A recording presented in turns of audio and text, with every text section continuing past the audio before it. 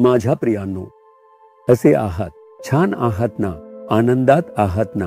येशू ख्रिस्त दररोज आपल्याशी बोलतो, आपल्याला बळ देतो, धैर्य देतो, सल्ला देतो, आशीर्वाद देतो आणि आनंदित करतो दररोज. म्हणून दररोज तुझ्यासाठी चांगला दिवसच असतो. प्रत्येक क्षण चांगला असतो. प्रत्येक दिवस चांगला दिवस असतो. का बरे? कारण चांगला येशू तुझ्यासोबत आहे. सर्वशक्तिमान येशू, ज्याने आकाश आणि पृथ्वी निर्माण केली, तो तुझ्यासोबत असल्यामुळे प्रत्येक दिवस, प्रत्येक क्षण, सर्व काही परिपूर्ण आशीर्वादच आहे. लोक म्हणतात माझा वाईट काळ सुरू झाला आहे किंवा माझा चांगला काळ आता पुढे येणार आहे. लोक म्हणतात 6 महिने असंच चालेल, पण तसं नाही.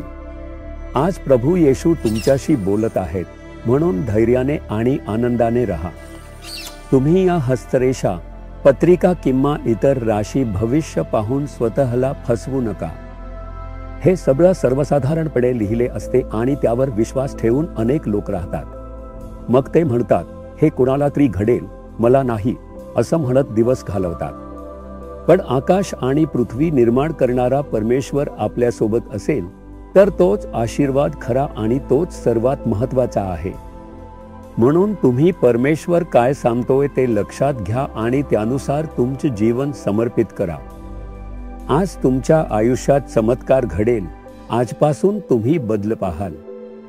ठीक आहे, आज परमेश्वर मला काय सांगतोय असं तुम्ही विचारता का? दुसऱ्या इतिहास 15वा अध्याय 2 वचन. तुम्ही परमेश्वराच्या बरोबर राहाल तोवर तो तुमच्या बरोबर राहील. तुम्ही त्याला शरण जाल तर तो तुम्हाला पावेल. माझ्या मुलांनो, हीच परमेश्वराची वाणी आहे.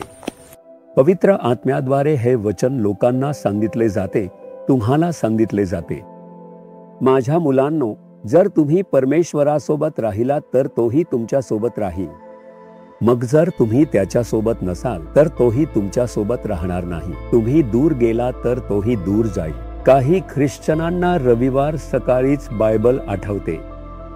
चर्चला जावं म्हणून बायबल शोधतात. आता तर तेही नाही. मोबाईलमध्ये बायबल आहे म्हणून बायबल घेता फक्त मोबाईल घेऊन चर्चला येणारे ख्रिश्चन वाढत आहेत. हे खूप धोकादायक आहे. प्रिंटेड बायबल्स आपल्या हातात असायला हवे. चर्चला जाताना फक्त मोबाईल घेऊन यात बायबल आहे असं बोलू नका. हे सगळं म्हणजे तुम्ही प्रवासात असताना वाचण्यासाठी आहे. चर्चला किंवा सभांना जाताना प्रिंटेड बायबल्स हातात घेऊन जावे लागेल, कारण मोबाईलमध्ये फक्त वचनच असतं.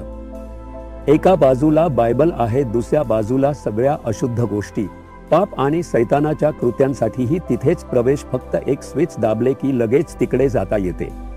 म्हणूनच प्रिंटेड बायबल्स हातात असलं पाहिजे. बरोबर आहे. मग परमेश्वर या वचनाद्वारे बोलत आहेत. जर तुम्ही प्रभू सोबत असाल, तुम्ही किती वेळ प्रभू सोबत राहता? काही लोक म्हणतात सकाळी 1 तास प्रार्थना करतो, देवासोबत असतो भाऊ, मग एवढेच, त्यानंतर काही नाही.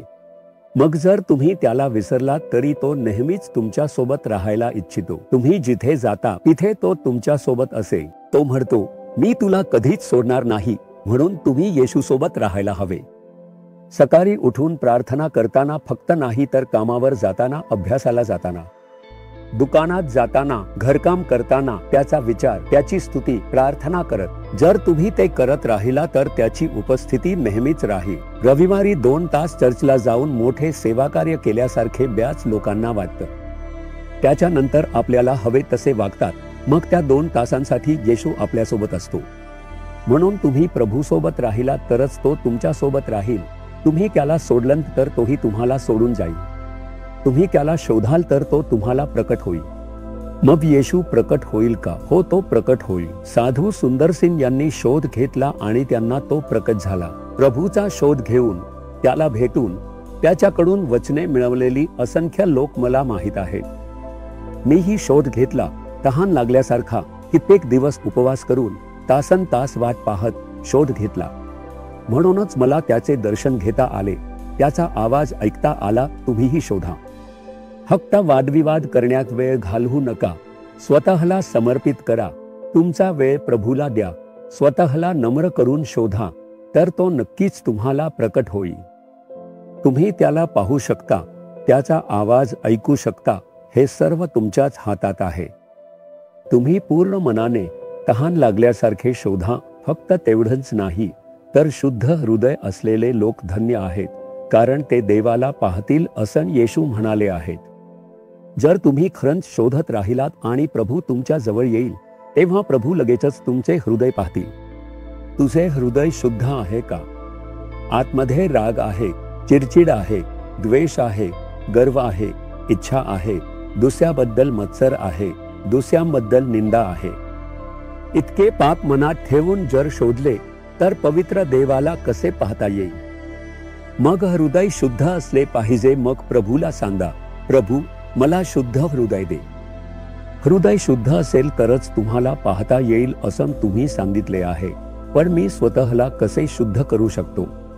तुम्ही मला पवित्र करा. ही गर्वाची भावना नको, हे मत्सर नको, या वासनांपासून मुक्त करा. पैशाची लालसा नको आणि निंदा नको, इतराविषयी बोलणे नको, दुखावणे नको.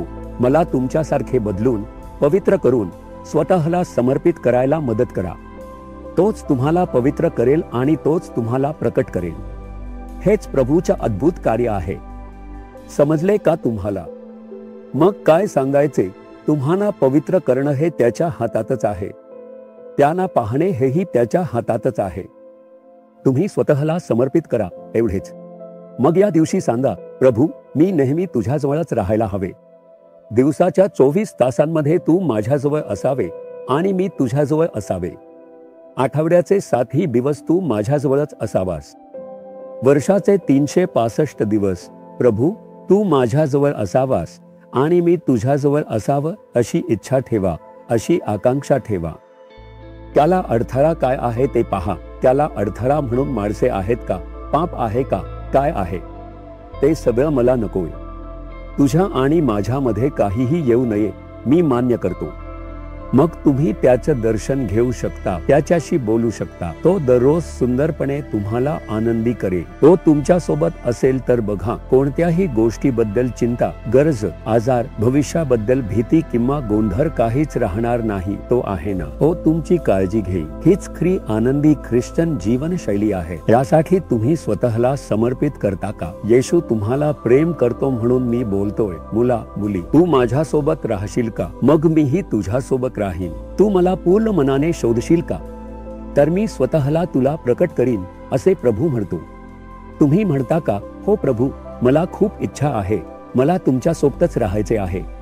तुम्ही माझ्या सोबतच राहा आणि आपल्यामध्ये अडथळा असलेले सर्व पाप दूर करा. अहंकार, मत्सर, चिडचिड, वासनाए, राग, द्वेष ही सर्व पापे माझ्यात शिरतात.